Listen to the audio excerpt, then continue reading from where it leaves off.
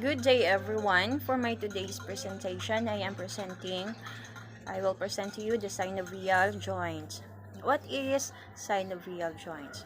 Or synovial joints are characterized by the presence of the capsule between the two joined bones. Bone surfaces at synovial joints are protected by a coating of articular cartilage. Synovial joints are often supported and reinforced by surrounding ligaments, which limit movement to prevent injury. There are 6 types of synovial joints. First is the gliding, hinge, a pivot joint, a condyloid joint, a saddle joint, and the ball and socket joint. Synovial joints are enclosed by a protective outer covering called the capsule, joint capsule. The capsule's inner lining, called the synovial membrane, produces a slippery oil-like synovial fluid that keeps the joint well lubricated so that the joint surfaces and contacts slide with minimal friction and wear. There are around 230 synovial joints in the body.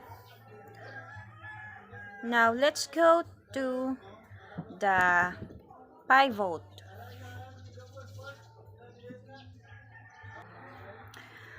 Pivot joint.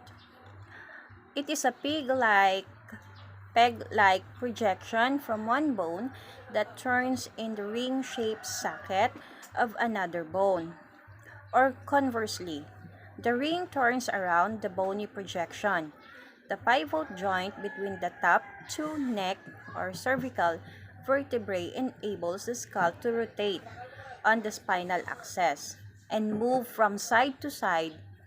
For example, when shaking the head to indicate no. Let's just say I have here the electric fan. Now,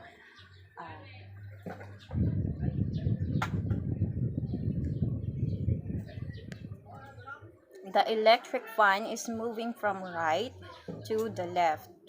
It is an example of the pivot joint.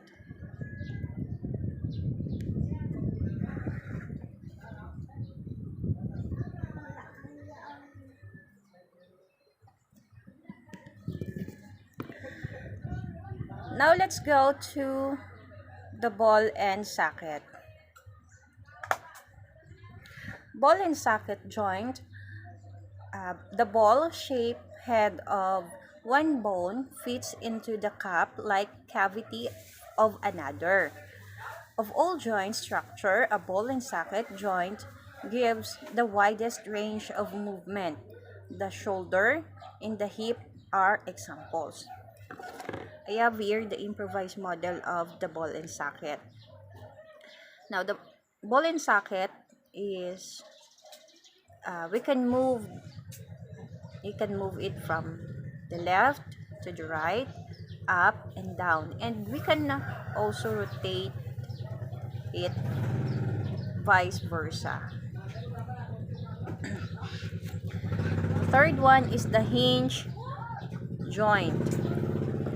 The convex surface of one bone fits into the concave surface of another bone to form a hinge joint. This allows for to and fro movement mainly in the one plane. The elbow is modified hinge joint. Our elbow.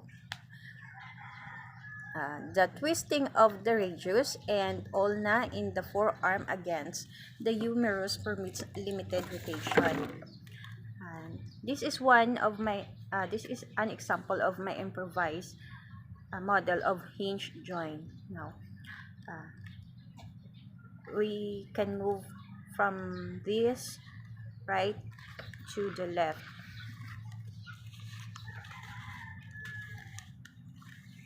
This is an example of our elbow.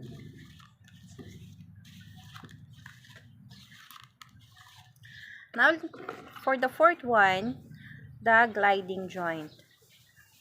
Gliding joint, the two surfaces of bones that meet in a gliding joint are almost flat and slide over each other.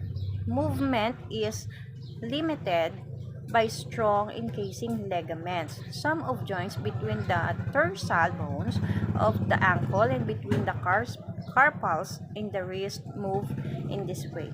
I have here just like think of it, this is an example of the gliding joint. You can move it here, there.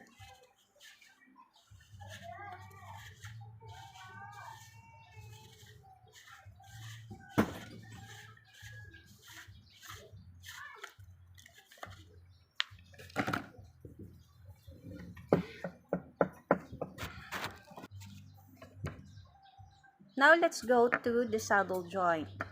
Each bone joint surfaces has both concave and convex areas, like a horse saddle.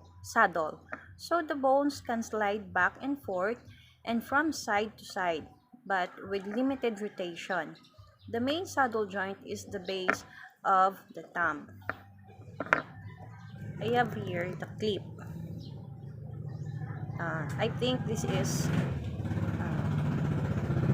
good for an example of the saddle joint.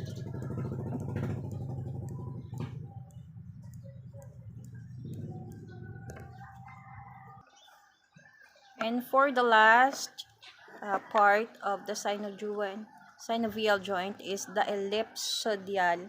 ellipsoidal joint or the condyloid joint.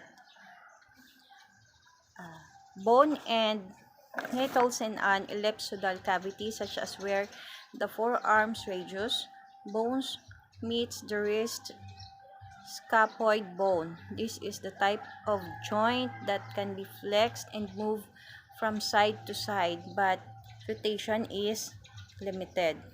So I have here the improvised model of condyloid. It is found in our wrist. We can do it like this.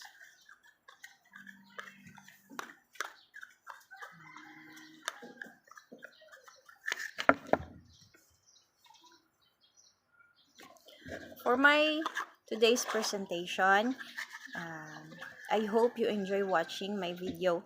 Thank you.